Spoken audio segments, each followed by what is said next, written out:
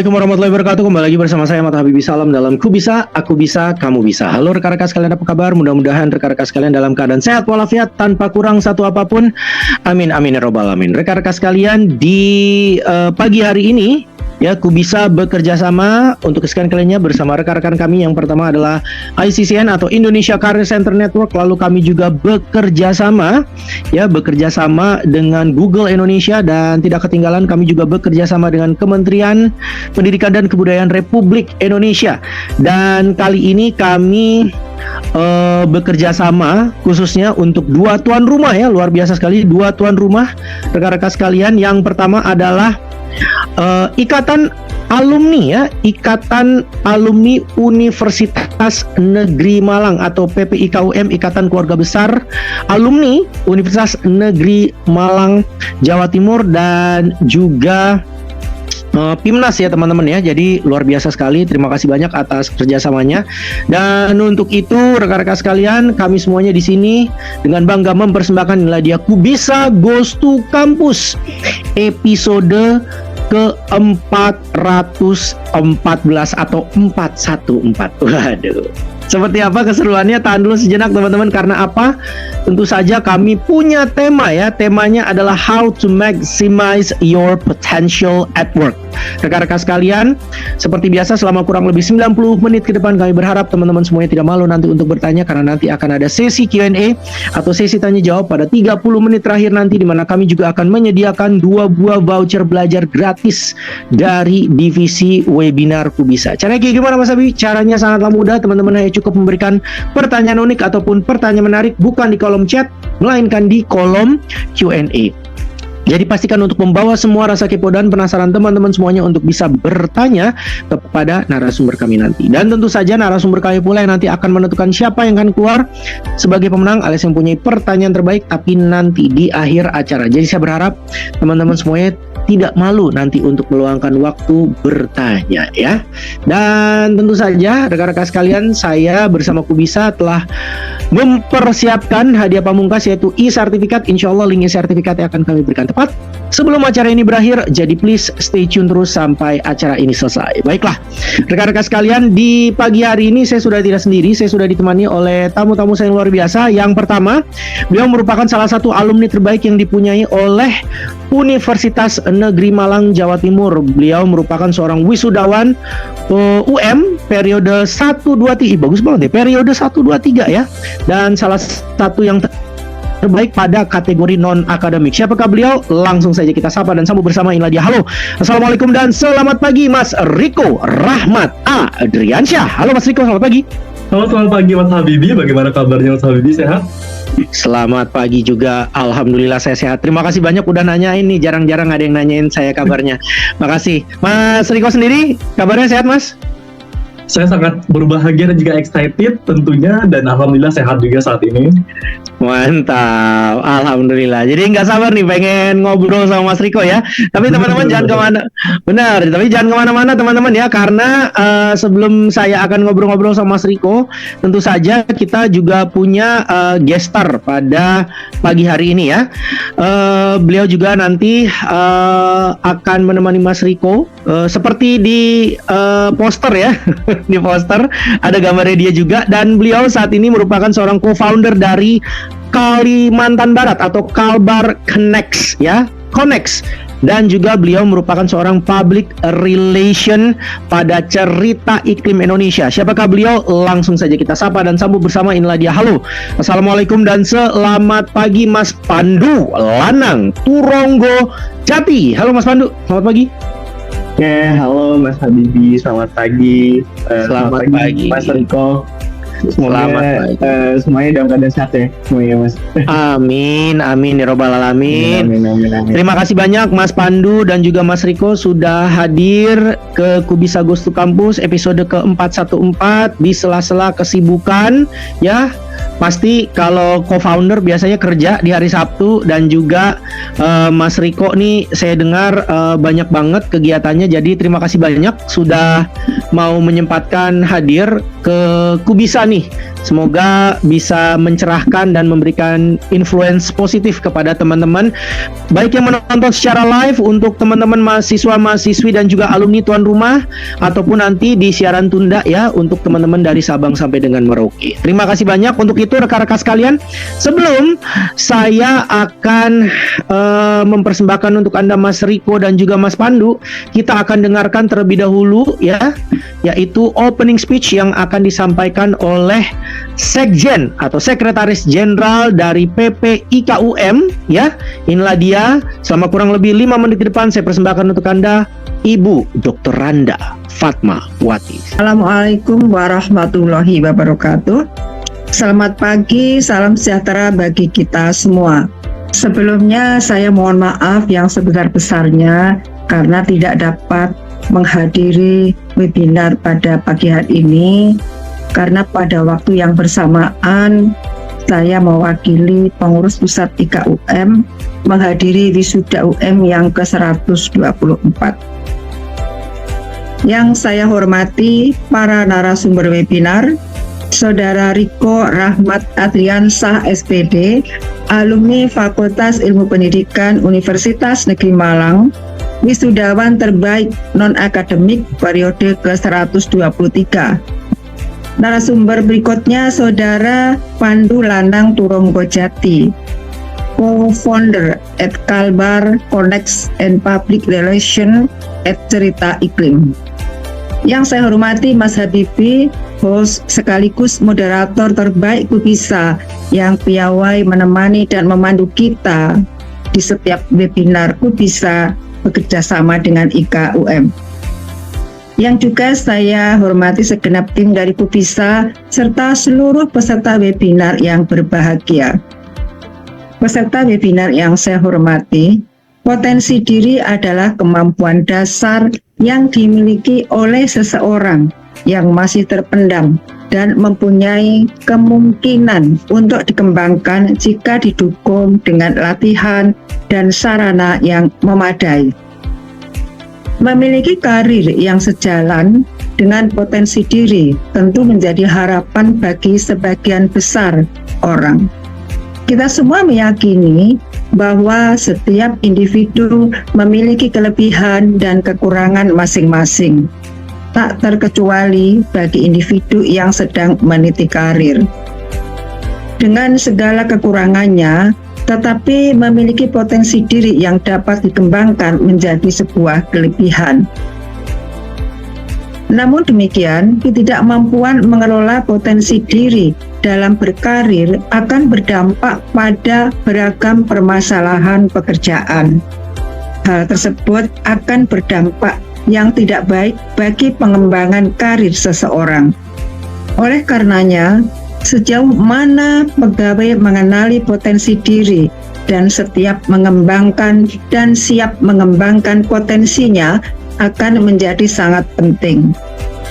Dengan ungkapan yang sederhana, potensi itu berbicara mengenai siapakah saya dan kemampuan apa yang saya miliki untuk dapat melakukan suatu pekerjaan dengan baik. Sadar akan pentingnya potensi diri untuk memaksimalisasi kinerja dan agar dapat menjawab pertanyaan-pertanyaan tersebut di atas, saudara perlu memperhatikan dengan seksama webinar pada pagi hari ini. Peserta webinar yang saya hormati, saya mewakili Alma Mater UM menyampaikan rasa terima kasih kami kepada Mas Riko dan Saudara Pandu Lanang Turonggojati. Semoga melalui webinar ini dapat memberikan wawasan yang berguna dan menginspirasi kita semua. Semoga bermanfaat bagi kita semua. Amin. Dalam kesempatan ini, saya atas nama pribadi dan atas nama pengurus pusat Ikatan Alumni Universitas Negeri Malang, tak henti-hentinya juga menyampaikan terima kasih yang tulus kepada Kubisa yang telah menjadi mitra terbaik kami. para peserta webinar yang berbahagia. Demikian beberapa hal yang dapat saya sampaikan dalam kesempatan ini. Atas nama pribadi dan lembaga, saya mengucapkan selamat berwebinar. Akhirnya, dengan mengucap Bismillahirrahmanirrahim, webinar Kubisa Goes to Campus kerjasama Universitas Negeri Malang dengan Kubisa dengan tema How to Maximize Your Potential at Work, saya nyatakan secara resmi dibuka. Sekian dan terima kasih. Wassalamualaikum warahmatullahi wabarakatuh. Kegiatan gimana Mas di mana namanya di kampus? Kamu ngapain aja? Apakah kamu ada sempat berorganisasi atau bagaimana? Boleh diceritakan?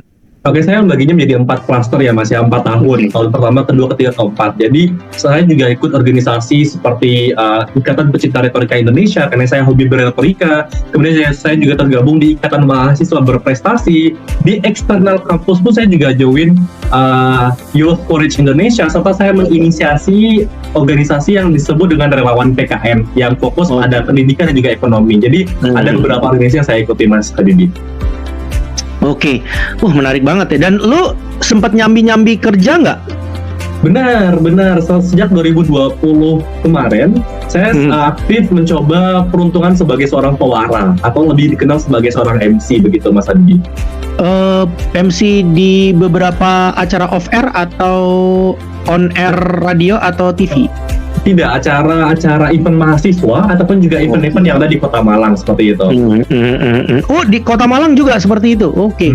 Benar. Oh, menarik. Berarti anak rantau berhasil jadi MC daerah ya. Berarti udah ngerti bahasa Jawa dong ya? 4 tahun di Iso-iso Jawa iki lancar temenan. Keren. Iya, lo nggak malu-maluin anak Minang lo. Keren. Orang awak selalu juara ya buat beradaptasi. Oke, Riko, gue pengen nanya lagi Riko. Ini nggak apa-apa gue lo ya, karena biar lo relax juga ya, nggak terlalu kaku kita juga ya. So, gue pengen nanya yang agak personal. Apakah lo punya pacar selama lo menjalankan masa perkuliahan? Oke. Jadi waktu itu saya join satu beasiswa dan pada saat bersamaan kita cinlok. Tapi Mas Habibie perlu tahu beasiswa itu akan dipotong ketika ketahuan ada anaknya yang menjalin hubungan. Jadi serius? Enggak, gue ulang lagi. Ini serius nih, beneran nih? Beneran. Kita hampir udah jalan, udah PDKT dan segala macem, tapi tidak ofisial waktu itu Mas Habibie. Cuman karena udah sampai ketahuan duluan seperti itu. Oh, anak mana? Dia anak Jawa Tengah. Dari kota mana? Dari kota Magetan, Mas Habibie. Magetan, oke. Halo Magetan ya. Dimanapun kalian berada yang menonton siaran tundanya 3 bulan lagi. Tapi nggak mengganggu kuliah justru ya, malah menjadi penyemangat atau seperti apa?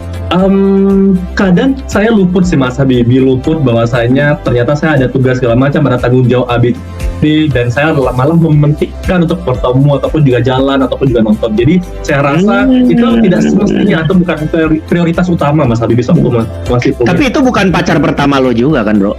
Ya bukan. Nggak, maksudnya kayak lagi flourish percintaan aja pada waktu itu ya? Benar. Tapi kalau di kuliah kayaknya dia yang pertama. Oh, oke. Kalau di perkuliahan pertama ya. Cuma sama dia doang di kampus? Enggak? Pas tahun terakhir ada lagi Mas Habibie, ini beda. Oh, sempat putus ya? Ini sempat putus. Oke, kita ke tahun terakhir. Kita akan menuju ke tahun terakhir di mana masa skripsi. Gue pengen nanya, kenapa teman-teman saya bertanya kepada Mas Riko perihal percintaan? Karena banyak banget dosen, wakil rektor, dekan tuh pada ngomong ya ke saya gitu di tahun-tahun pertama dan kedua di Kubisa Goes to Campus bahwa salah satu yang membuat mahasiswa mandek skripsinya adalah nomor 2 itu di kisah percintaan, nomor 1-nya malas. Waduh. Jadi kenapa itu ya? Akhirnya saya mencoba untuk bertanya kepada Mas Riko. Mas Riko, boleh dong ceritain masa-masa skripsi Mas Riko, bagaimana dirimu dicoret tapi kamu nggak nggak mundur, terus bagaimana beradaptasi dengan waktu karena kamu juga punya pacar baru pada di tahun itu gitu. Boleh dong Mas Cicen, monggo. Oke, mungkin Mas Habibie tahu ya, kalau menjadi mahasiswa akhir, teman-teman sudah mulai berkurang, kita sudah mulai individualis, sudah sendiri, sudah mulai merasakan kesepian, organisasi sudah kelar, ya udah, mulailah rasa-rasa kesepian di sana. Dan juga strugglingnya skripsi pasti Mas Habibie paham juga. Jadi waktu itu pas banget nih, saya lagi butuh-butuhnya, lagi sendiri, ada nih gadis yang cantik jelita. Dan ini yang ini dari Magetan, Mas. Yang tadi dari Jogja, maaf saya kelupaan. Jadi yang ini dari Magetan, Jawa Timur, dan dia pintar sekali, anak di bawah saya, dan anak debat juga Mas Habibie. Dan ya hati saya terpaut juga waktu itu karena dia juga sering membantu saya dalam hal pengurusan skripsi. Cuman menurut saya pasti yang namanya sebuah hubungan tentu pasti harus sering ada waktu, harus bagi waktu juga Mas Habibie, harus ada waktu berbagi waktu. Dan hal itulah yang menurut saya kadang saya merasa sulit untuk membaginya seperti itu Mas Habibie. Selain itu saya juga banyak tanggungan di beberapa di organisasi yang saya sedang inisiasi, yaitu relawan PKN, kegiatan. Akhirnya terus skripsi lu gimana tuh dengan lu berorganisasi, lu punya pacar gitu, terus gimana akhirnya skripsinya? Ya, karena kan lu harus berjibaku judul, harus berjibaku A, berjibaku B, belum lagi dosennya, ya kan? Silahkan bro. Jadi saya memulai skripsi di 2022 Desember, dan alhamdulillah di ACC mulai penelitian di Februari, Maret, April saya ngedrop masuk rumah sakit. 3 kali bolak-balik rumah sakit. Oh, badan sama otak lo kaget ya sama pressure ya? Bener-bener, karena kan banyak yang harus dikerjain juga Mas. Waktu itu saya juga sedang menghandle kegiatan di skala nasional juga, kegiatan volunteer di salah satu kabupaten Malang, tapi juga sedang mengerjakan skripsi, sedang analisis data dan lain sebagainya, sehingga ngedrop banget. Dan ya sampai masuk rumah sakit juga waktu itu. Oke. Terus akhirnya gua coba untuk melaju. Akhirnya lo ngambil judul apa, brother? Saya menetapkan judul di Kepemimpinan Pembelajaran dalam Mewujudkan Budaya Mutu di SD Insan Amanah Kota Malang. Salah satu SD. Ngambil SD, oke. Benar. Oke. Terus gimana rasanya pas masuk ke ruang sidang, deg-degan nggak? Waduh, saya merasa gimana ya? Karena waktu itu saya diuji oleh 3 orang, satu dari Indo, satu lagi dari Malaysia. Yang jadi dosen di situ? Ya benar, bukan satu. Karena saya dengan skripsi ini saya berangkat ke Malaysia 1 bulan. Dengan skripsi ini saya mengikuti program yang namanya Student International Research Urban Mobility di University Putra Malaysia selama 1 bulan untuk bimbingan skripsi. Lu Malang Malaysianya via Zoom atau lu via pesawat atau lu ke Padang dulu ngambil yang murah? Biasanya kan dari Padang tuh murah tuh ke Malaysia tuh, bener nggak sih? Enggak, saya dari Surabaya langsung ke Malaysia waktu itu. Oh, mengerikan sekali tiketnya ya. Oke. Alhamdulillahnya waktu itu funding Mas Habibie. Oh, funding. Dipenuhi sama biaya. Di kota mana Malaysianya? Di Serdang Selangor, di University Putra Malaysia. Kampus kedua terbaik di Malaysia juga. Oh, Selangor. Oke, kota kerajaan ya. Oke. Jadi lu ngambil judul itu, lu ngambil kota itu untuk penelitian, dan pada saat sidang gimana deg-degannya? Nggak karuan Mas. Waktu sebelum masuk itu saya sudah keringetan, sudah ya maklumlah, belum pernah orang-orang pada bilang nih sidang skripsi itu sangat menakutkan, sangat sulit dan segala macam, bakalan dibabat habis sama penguji dan lain sebagainya. Tapi ketika saya sudah masuk, saya sudah hadir di ruangan, saya mencoba untuk menguasai dewan juri, menguasai audiens saya, dan alhamdulillah lancar. Dan baru selesai banget sidang, saya pas keluar, kata yang keluar dari mulut saya adalah, loh, gini aja ternyata. Aduh, saya langsung bilang ke teman-teman saya belum sidang, udah gak usah takut, gak usah panik, persiapkan sebaik mungkin, tampilnya udah kelar kok, gak bakalan sesulit itu, gak bakalan semangat. Ada revisi nggak? Ada tentunya Mas Habibie, ada banyak juga revisi pastinya. Mantap. Oke, sekarang lu kegiatan apa, brother? Lu bikin usaha atau lu coba ke S2 atau lu langsung kerja? Oke, saat ini saya sedang persiapan untuk master degree Mas Habibi. Kemarin juga sempat dapat beasiswa dari LPDP disebut dengan program bridging course persiapan master degree di luar negeri, dan saat ini masih menunggu batch 2 LPDP nanti. Tapi disembari saya mempersiapkan, saya juga aktif di beberapa kegiatan menjadi pembicara ataupun juga sebagai personal assistant di Green Initiative Indonesia, seperti itu Mas Habibi. Oke, lo ngambil negara mana, brother? Aduh, saya sudah tergila-gila dengan toga dari Columbia University. Mas Habibi, mohon doanya, bismillah, di jurusan International Education Policy. Lo ke Kolombia, lo emang nggak umum. Lo nggak umum, brother, lo nggak umum. Kolombia, orang mah ngejar-ngejar yang Inggris, ya kan? Ke Afrika Selatan, ke Skotlandia, Australia, ke Amerika, atau nggak ke Inggris gitu. Lo nggak umum, lo. Kolombia dipilih ya, ini luar biasa. Godaannya 2, kalau nggak perempuan narkoba. Ini lo harus hati-hati nih ya. Kolombia tuh godaannya 2, kalau nggak perempuan narkoba, karena gembong terbesar narkoba ada di sana. Ini with all due respect ya teman-teman Kolombia ya, tapi hebat juga sih untuk militer sama kepolisiannya.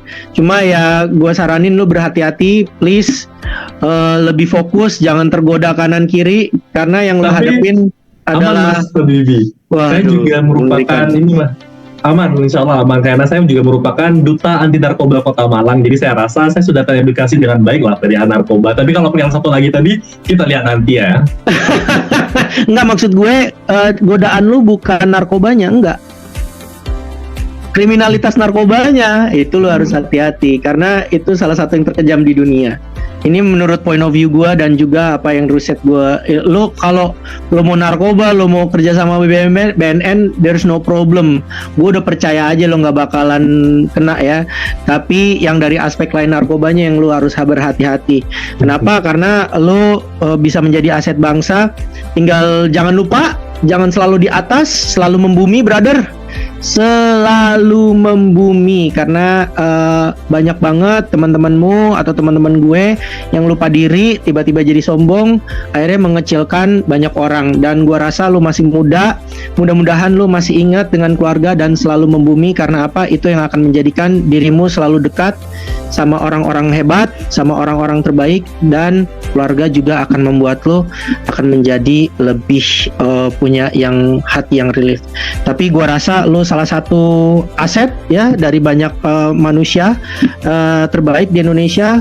Jadi please balik lagi ke Indonesia, membangun nagari kalau bisa, dan please jangan sombong, karena hanya kesombongan yang akan menghancurkan lo. Jadi terima kasih untuk bisa membanggakan kampung halaman, membanggakan kampus tuan rumah, dan juga membanggakan keluarga ya. Insya Allah lu selalu dalam lindungan Allah Subhanahu Wa Taala ya. Dan please Riko, please bawa pulang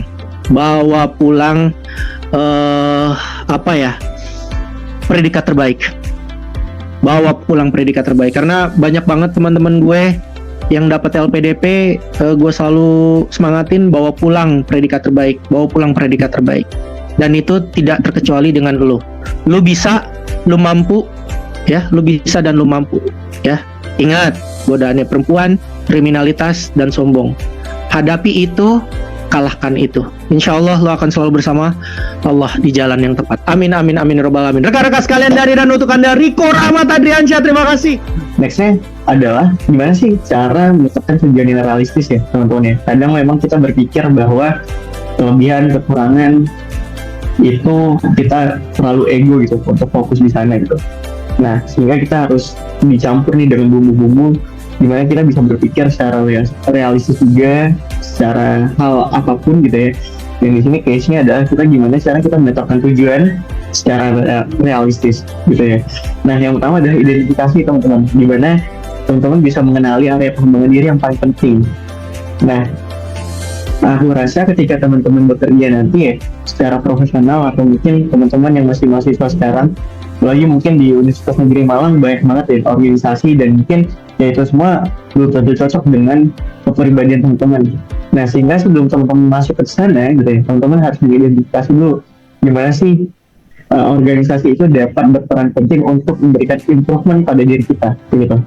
Ketika kita udah tahu itu gitu, kita bisa menentukan kita masuk ke apa nih gitu, ke organisasi itu kita cocok nggak sih culture-nya di pekerjaan itu atau di kantor itu atau di organisasi itu gitu. Nah, yang kedua adalah kita butuh merancang nih, kita perlu strategi gitu ya. Kita perlu strategi untuk menyusun secara spesifik, terukur, dan bisa dapat kita capai. Nah, gimana caranya? Banyak metode yang bisa kita gunakan gitu. Salah satunya mungkin dengan metode SMART gitu ya. Itu udah basic banget lah ya, SMART. Mungkin teman-teman udah tahu, dan teman-teman juga bisa ngecek gitu ya. Dimana kita bisa menyusun strategi kita dengan spesifik, terus juga terukur, lalu dapat dicapai begitu. Nah, ketika kita udah menentukan strategi itu gitu, sudah kita riset lebih dalam. Nah, tindak lanjutnya apa? Tindak lanjutnya gimana kita ke poin 3 ini gitu. Kita bisa monitoring kemajuan kita udah sampai mana sih kita improve gitu ya. Nah, jadi untuk menetapkan tujuan yang realistis, secara realistis ada 3 poin ini. Yang pertama identifikasi, lalu lakukan perancangan atau coba membuat strategi, gitu kan. Yang ketiga tindak lanjutnya gimana. Kalau di bisnis itu after sales gitu. Yang pertama kita mungkin mempromosikan produk yang kita jual, lalu kita jual produknya, gimana caranya gitu ya. Maksudnya dari awal itu kita punya produk nih, terus kita promosikan. Lalu yang kedua, merancangnya itu coba kita rancang produk yang kita punya sesuai dengan demand dari customer, lalu kita jual.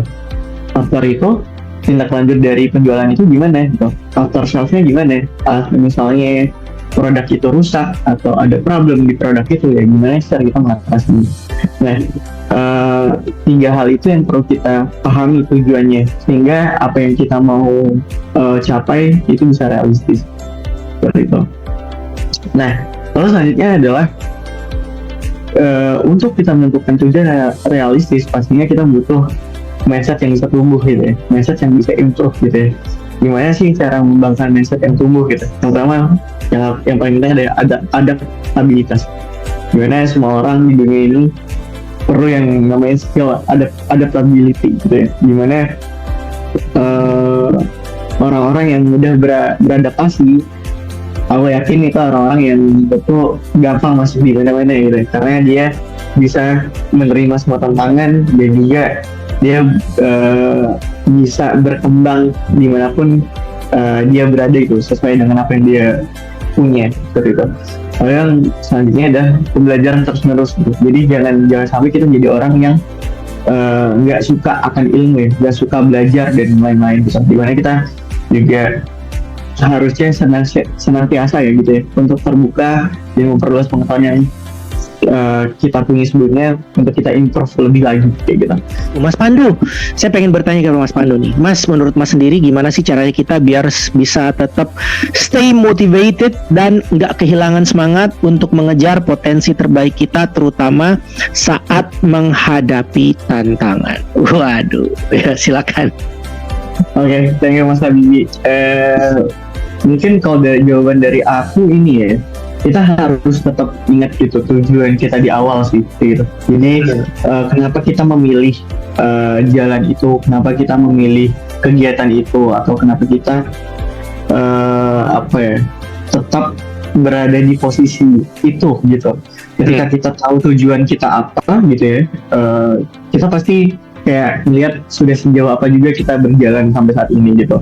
Sehingga yang tadinya mungkin ya aku rasa turunnya motivasi itu pasti ada gitu ya. Setiap orang tuh pasti ada, fase-fase itu pasti kita lalui gitu.